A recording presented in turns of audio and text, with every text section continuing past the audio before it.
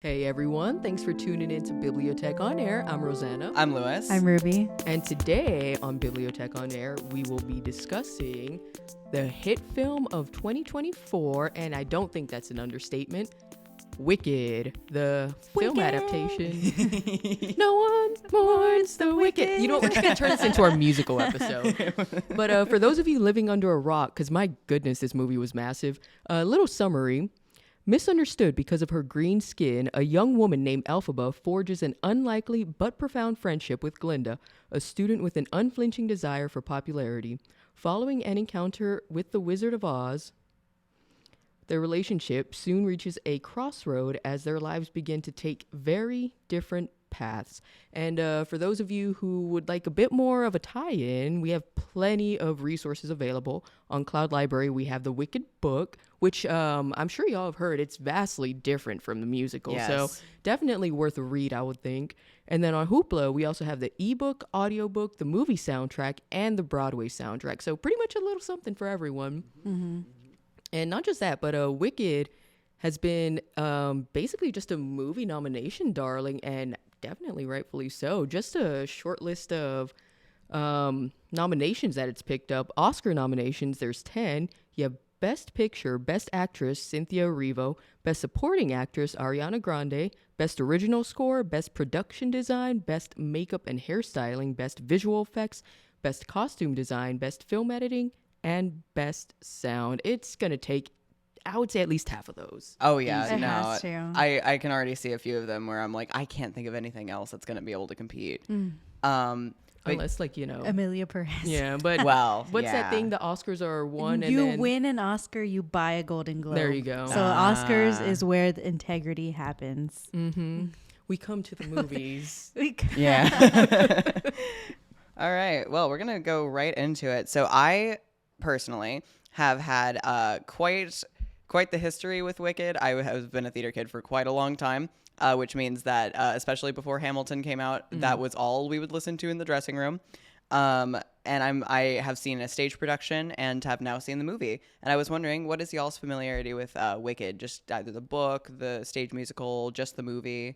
Just the soundtrack, not the visual, but just like the recording. Mm-hmm. So I did go hard with it like years ago, but never got to see like any stage adaptation. I know. I would have loved to see the play, but I never got to see it. But of course, being a theater kid myself as well, I was familiar with the soundtrack. Yeah. If you're not a theater kid, if you didn't sit through multiple popular songs that people used for their auditions. Oh, yeah. But yeah, and so I really, really wanted to see Idina Menzel and Kristen Chenoweth play the characters after seeing the movie. So I went to YouTube and looked up Wicked slime tutorials. Of course. And was able to see some the Broadway play. Yeah. And it was really good. I loved it. Yeah. And whenever the movie was coming out, and we've known that it was coming out for a long time because it had such a long production history that basically everyone knew that it was on its way. Did y'all have any expectations going into it? Like, did you see the casting and have any expectations of how their performances were going to be? What were y'all's thoughts whenever it was on its way? I was interested because Ariana Grande, didn't know, like I had no idea what to expect, how she, like, of course I wasn't even familiar I only knew little bits of Kristen Chenoweth's role as Glinda or Galinda.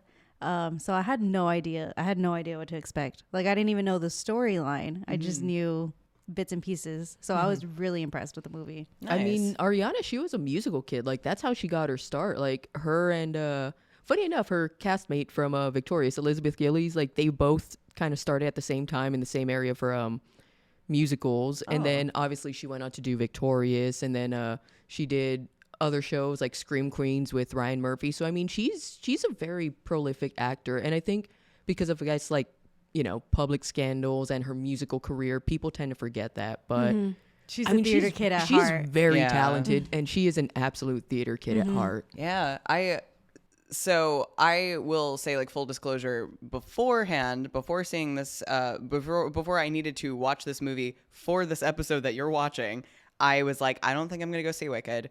I saw the stage production and I thought it was like pretty good.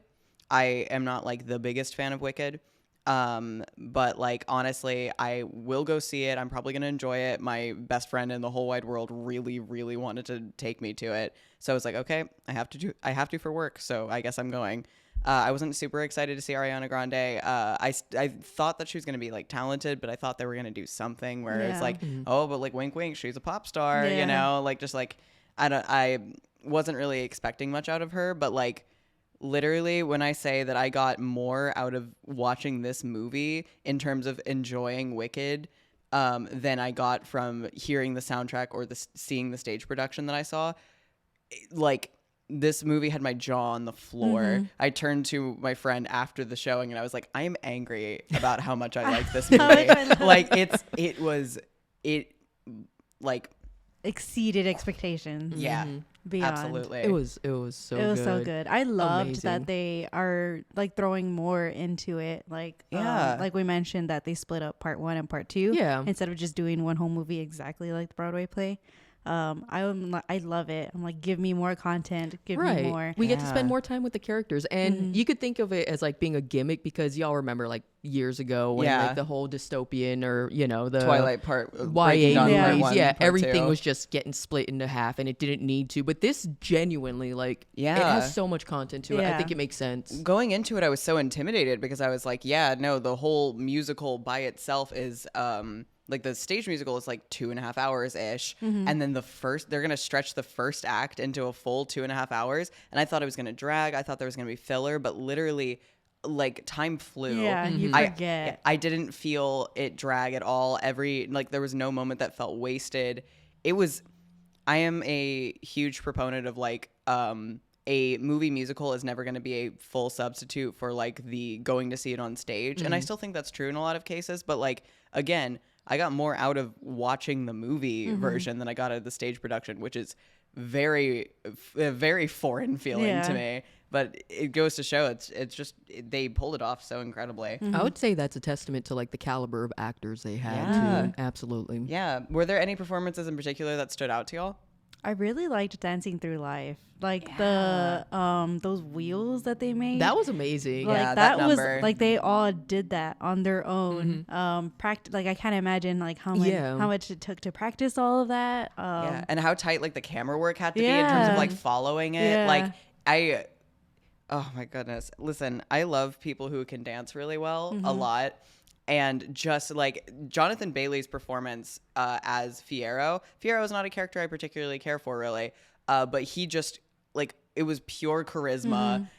He just dominated that number, like perfect energy. And throughout the rest of the entire movie, his vocal performance is of course incredible, and he plays Fiyero with such like an actual charisma. Like I would actually want to get to know that guy. Like every single person loved him. He was flirting with everybody in that room. We stand. Yeah.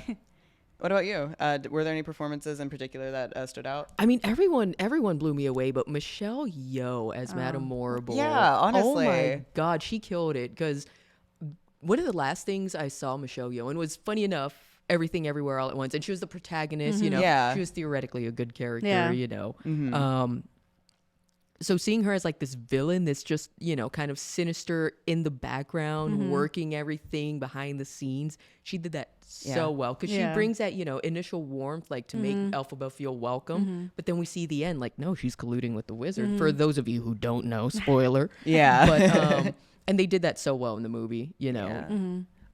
And of course, you can't talk about Wicked without talking about Elphaba. I feel like it's difficult to get it like really, really right because she is such a central character, and you have to believe her growth from being like shy to confident.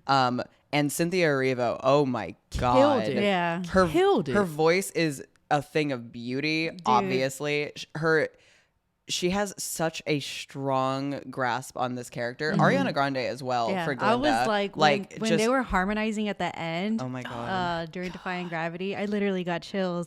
I was like, oh my God, their voices is just like I can't even experience this. Yeah, and I think again something that I feel like gets lost a lot in like movie musical adaptations. Sorry, I'm still on my soapbox about this, but like there are so many where they're like, oh man, we got to really like draw the emotions back, draw the singing back because we're in a movie, so it's not like oh you're playing to the back of the house. You're like they think that they have to keep it more grounded, more subdued, more realistic.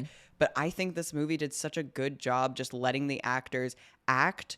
So like they pulled it back because they had a lot of close-ups, but they didn't like cheapen the emotion at all. They didn't like keep things neutral. I feel like they both had such good emotional chops, which is like, again, I got a lot more out of this because I could see their faces and I could see how they were processing things. And also, I feel like this movie had like a really creative take in terms of the world building in general, like with the sets, with the costumes, the makeup, which they got nominated for, which it is obvious to see why if you see the movie. And I personally really, really loved the world building they did for Oz. And I was wondering if there were any like particular visuals or like world building, anything that y'all found interesting. At first I was sus because I seeing like the trailers, I was like, man, this movie looks really pastel, very pale, like in colors, right? And I was like, that was kind of bothering me because I remember when I was watching The Wizard of Oz, like that movie's so freaking bright, vibrant, like the Wicked Witch of the West, she's just like lime neon green. So I was like, man, like the colors were just, they always wowed me and always stuck with me in The Wizard of Oz. So I thought in Wicked, it being pale, I thought that was gonna distract me, but it didn't. I think it went really well.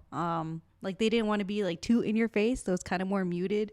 So you were able to really pay attention more to the story and to the singing and everything like that. That's how I took it. I think that kind of added to it too, because The Wizard of Oz, it's kind of like, you know, this fantasy, this, you know, unrealistic thing that's happening. And while I'm not saying, you know, Wicked is realistic, but you see like, you know, there's a lot of like, you know, politics behind it. There's a lot of darkness behind it. And I like that the oppression. I like that the movie, like a lot of, I feel like that was a gripe that people had, kind of like you said, like it should have been colorful and bright, but I think that mutedness added to like, not everything's going to be dreamy and, you know, just like bubbly and just this wonderful, like buddy musical. Like there's so much darkness to it. And I think the mutedness like really helped that. Yeah. I have a very small detail that I was obsessed with when I saw the movie, about like just like the way that they made like the technology in their world work, and just like little things like Dr. Dilmond, who is a goat, and the goat. Peter Dinklage, by the way, I didn't know that till I was like the credits were scrolling and I was like, oh my god, I knew I recognized his voice. Same. I was like, this is Peter Dinklage. I love Peter Dinklage. He did such a good job. Yes. But anyway, he's a goat. He has hooves. He does not have opposable thumbs, and he's teaching a class, and he's like trying to like do like a like show something on a projector. Later on, he makes like Alphaba a cup of tea, and I love the fact, like the small details that you're like, okay, how's he gonna do that? And then he has technology that is accessible and accommodating for him, where it has like little slots where he like puts his hooves in and stuff like that. And I'm like, something about that little detail just makes me so happy. Because especially because like the story does deal with like the fact that the animals are like have been living here and have been like cohabitating for a while and are just like being oppressed. Like the fact that there is like accessible technology for them and like accessible design for them is just like, it's such a really good detail, you know? And it shows how long that they've been cohabitating with the Ozians, you know? And it's been pretty inclusive for them until and honestly, kind of along that same line, the movie, as well as the musical and as well as the book that it's all based on, deals with a lot of themes regarding standing up against oppression and what it feels like to be like discriminated in that sort of system. And I personally think that the topics were handled pretty well, especially because they were already taking from an established musical. But what did y'all think about how they handled things like that? I think they did a good job. There was one thing that I really liked that Cynthia Erivo had mentioned, and this is not, you know, exact quote, but she was more or less along the lines of, because Alphaba is obviously discriminated against. She's oppressed. And Cynthia Erivo being a Black queer woman, she's like, I took so much of that and really related with Alphaba because of that, you know? And I think that's what made her just really like fill that role so well. Yeah. Yeah. It shows in all the interviews. I like at first I was like, all the interviews are getting so much backlash because they're just being so emotional. But when you like recognize the themes and like the meaning of everything, it like makes sense. Like why they're so emotional to this movie. Right. Yeah. Like I saw somebody's Letterboxd review where it was just them saying, you watched the movie and then you realized why all of their press tours were like a little insane. Like I feel like the musical itself means a lot to a lot of people. A lot of musical theater does does tackle a lot of themes regarding what it feels like to be othered and what it feels like to be ostracized. Just because of where musical theater as a medium came out of, you know. But I feel like this musical has a very special place in people's hearts already in terms of how it tackles what it feels like to be ostracized your entire life for something that you can't control. And also how it tackles for Nessa Rose, who is I was just thinking that right now. For Elphaba's sister, Nessa Rose, who is a wheelchair user, especially in the movie, I feel like they put a really fine point on like she's in charge of her own mobility. She like it is always framed as bad when somebody else like grabs her chair and moves her for her. And they changed something from the stage musical where like whenever Bach is like, hey, let's dance, or in the stage musical, it's almost always he's grabbing the back of her chair and like moving her to the dance floor. But in this one, they take extra care to like have him move in front of her and take her hands, you know? And I just think it's like little details like that where I'm like, it feels like, especially because the actress who plays Nessa Rose is a wheelchair user. She's actually disabled. Yeah. It feels like they paid a lot of attention to the little details that show like, hey, there are ways to approach talking with somebody who is ostracized, so who is othered. There are ways of approaching them that are more sensitive to them and like can prevent that sort of like microaggressions from happening, you know? I'm way on my soapbox with this, but I feel like this movie tackles that sort of thing really they did well. it very well. And the fact that it was Yeah. like at the very beginning of the movie too, you know, we see that bit where Elphaba's letting her do her own thing, but their dad is just like, make sure you take care of her, look after her. And she's like, she doesn't need me. That's why Elphaba's her sister. Man, I hate Elphaba's dad. Oh man. Catch these hands, my guy. Can't wait for part 2. Yeah. I mean, he's dead now. Yeah, exactly. So. Yeah, see, that's, you know, he's just, after he unfortunately, you know, like left, I don't know what happened to him. But Sorrow, prayers. Yeah. Sorrow. I Despair.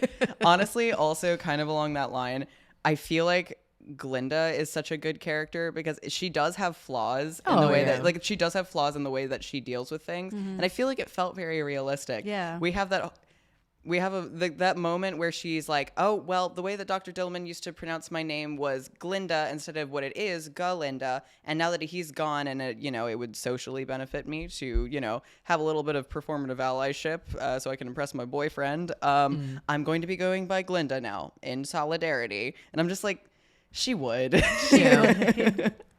I think that she's doing the right thing. She's doing like the right thing for the kind of the wrong reasons. Yeah. Her, the spirit's there. The spirit's the there. awareness. She does bring awareness though to the rest of her classmates. Yeah. Yeah. So And she uses, I think that's something that's fascinating about Glinda's character in general is that she knows how The to power she use, has. she knows how to use popularity to her advantage. Yeah. I think she's a really fascinating character in general. And I think Ariana Grande crushed it as Yeah, her. she Oh, did. for sure. Yeah. And we briefly touched on this, but how did you guys like the musical numbers? God, it was amazing. I loved them. I cried during Defying Gravity. Same. Sobbing mess. So what I tried to avoid seeing any like clips of Defying Gravity, because I obviously you love this the soundtrack version, the stage version, Idina Menzel and Kristen Chenoweth, like you absolutely love that version, and I was like, okay, I want to avoid at least, if anything, hearing that until I go see the movie. Finally seeing it in the movie, I was crying for like that entire thing, and then I put it on when I was going home from the theater, cried some more. It was so good. Yeah.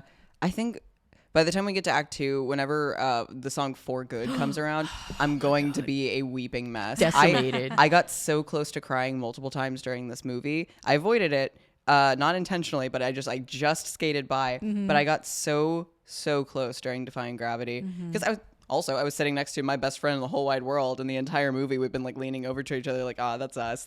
And then, you get to that point in the musical where like, oh my gosh, when Glinda is like putting like the cape around her and you can tell she's crying because she's like, I don't know if this is gonna be the last time that I see you, but they're like smiling and laughing at each other.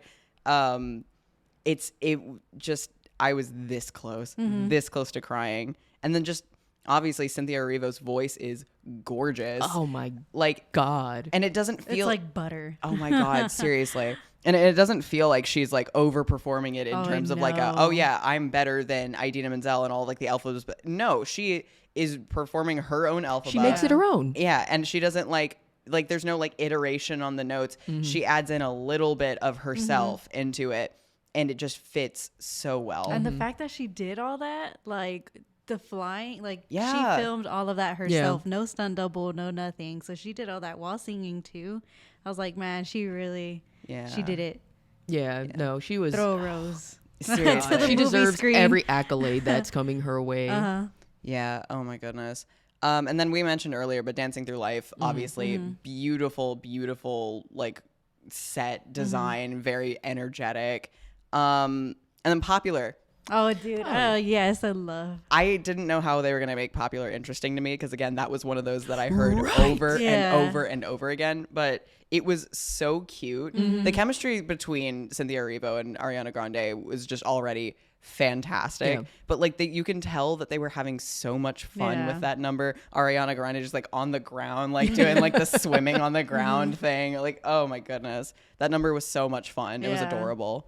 That one, and I'm gonna bring up In the Emerald City. That one was so fun. The Emerald City itself was gorgeous. Oh yeah, seriously. As usual, like in any adaptation, Emerald City just wows you. But it was great. And then seeing the cameos from the OG queens. I screamed. Dude, yes. I literally screamed in the theater. I was like, oh my God, it's them. Their little scene was so cute and so funny. The way they were just like still like kind of in character. Yeah. For anyone who doesn't know, but we've been doing spoilers thus far. There is a cameo from Idina Menzel and Kristen Chenoweth, the actresses who originated the roles of Elphaba and Glinda. And they are telling the story of like, this is how Oz came, or like, this is how the wizard came to Oz. And they each have their own little moment where they're like singing like they would have as their original characters, and they go up to the new Glinda and Elphaba and they have like a little interaction. And whenever there's that line where it's like, the wizard will see you now. Do you guys know who that guy is? The guy who says the wizard will see you now at the end of that number? No. It's Stephen Schwartz, the guy who wrote the musical. Oh, that's cool. Yeah. They dressed him up in like the little, like his little costume, and he like that's Stephen Schwartz. And it's really nice to have those three cameo because it's like, okay, cool. So they also gave their blessing to this project, Like it's I mean, John Chu, he knew how to, direct the heck out of this film. Yeah, and I'm really excited to see what they do with Act 2 because I'm not like the biggest fan of Act 2. Either. Like Act 1 was like Defying Gravity. You end on that note, beautiful, like so great. And then so Act 2, I was kind of like just going through it. It's like it's tying together the Wizard of Oz the movie with this one. I understand that. But it wasn't as like emotional for me as like the first one and in my own perspective. Yeah. So I'm like interested to see how part 2 is going to be. Right. And I know that they said that Glinda's going to get like her own original song specifically for the movie. Oh. So I'm excited for that. And then of course, like you mentioned For Good, we get No Good Deed, where she just yells Fiero. Like it's going to be like it's definitely going to be, different takes. Like you said, part 1 is the absolute just like introduction. We end up loving these characters, growing attached to them. And then part 2, we have to let go of these characters. Yeah. Considering how much I was shocked by how much I loved this adaptation of Act 1, I honestly do put a little bit more trust now into their ability to maybe like rework a few things to where like the second act doesn't feel so clunky. And I feel like the way that they worked in like little references to like Wizard of Oz, like where the story's heading into Act 1, means that they might be able to incorporate those elements into the story of Act 2 like a little smoother than I feel like I've seen them do. But I feel like, honestly, there's not going to be any comparison. I think I'm going to still prefer the first movie, Yeah. you know? But yeah, either way. Can I bring something up real quick? Yeah, go on. The memes, the memes. press tours. My God. You know, just want to take a quick moment. Thank you for holding space for this my podcast. gosh, thank you. You know, We should touch each other's fingers the way they did. Honestly, I don't know if we're going to be allowed to keep this in, but I saw this one post that mirrors exactly what happened whenever I saw this scene in the movie with my friend. I like leaned over whenever it was like, "Oh, Bach, you'd do that for me? I'd do anything for you." And I just leaned over. I was like leave your wife or woo. I mean, the lore behind that, like, Yeah. like I said, they're theater kids, and like in Oh, yeah. theater, like the lead girl would have to be with the lead guy. Yeah. And Jonathan Bailey, unfortunately, is not available for Ariana Grande, so she had to go to the next best thing. Yeah, and honestly, Fuck. Would you say that's the next best thing though? Like, Well, I mean, like in Wicked, yeah, like in the play. yeah. Okay, In I thought you true- meant, in like, true theater I kid thought you meant form. like IRL. I was like, I'm talking Yeah. about in true theater kid Okay. form. Yeah, honestly, You know, they're all going to Denny's and seeing Yeah. their production. is that what we call Honestly- it now? Going to Denny's? Wink, wink. honestly, I loved Ethan Slater as SpongeBob in the SpongeBob musical. Genuinely, dude's a great actor. I think he's quite cute. It's just a shame about the everything. Yeah, about everything else, about the family. Yeah, You know, his newborn and his wife. yeah. But you know, yeah. that's a discussion for another time. Okay, so in terms of ranking, 1 to 10, how did y'all like it? 1,000 out of 10. 1,000 out of 10. I would give it full scores. Yeah. I'm trying to think of anything that I might have could had. And I'm nitpick pretty at. generous when it comes to, you know, movies. Like if I liked it, I liked it. Yeah. If I had a good time, then I had a good time. There's no Exactly. taking that away from me. And I'm trying to think if I have any genuine criticisms about this movie. And I don't. It was well made. The casting was spot on. It screamed gay rights. Like, I Absolutely. mean, it was just It a screamed solid campy. 10 out of 10. Honestly, I'm going to give it a 9.5 out of 10 because there's still a part of my pride that's withering away for how much I liked this movie. So that 0.5 is to save whatever little face I have left. okay. But honestly, it's such a good movie. Absolutely gobsmacked me, honestly. But yeah, I think that's all. That's pretty much it. Yeah. Cool. Well, I mean, for sure, we'll have to be back when the second part comes out. So make sure you keep holding space for this recording up until then. But yeah, just a reminder, check out the Wicked book on cloudLibrary, and then make sure you go to Hoopla for also the ebook, audiobook, and the soundtracks, both the movie and the Broadway musical. Yeah, all right. So we're going to end it there. Once again, thank you guys for listening and holding space for this podcast. I can't stop with that now. But tune in next time and make sure you stay up to date on our social media page for our upcoming episodes. I'm Rosanna, I'm Lewis. I'm Ruby. and we'll catch y'all on our next episode. Bye.